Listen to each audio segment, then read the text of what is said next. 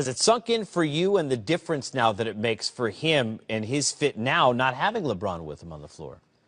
You have to hope that this works out in the long term for Kyrie, because he's a wonderful individual. He's a very talented, gifted player on the floor.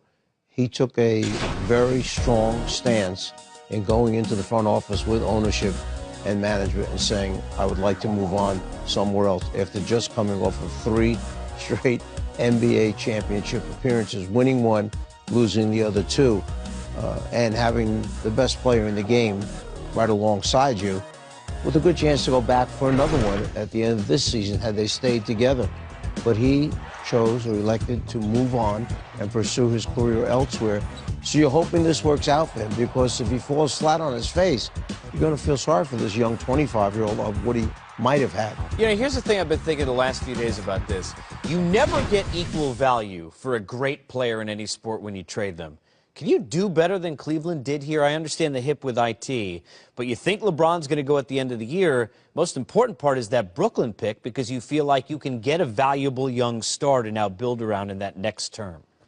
Well, the fact that they had no general manager in place for a while while this was going on, the meeting took place and they were kind of sifting through everything, and then give Kobe a lot of credit, stepping in as a young 34-year-old, now the new head general manager, taking Dave Griffin's spot.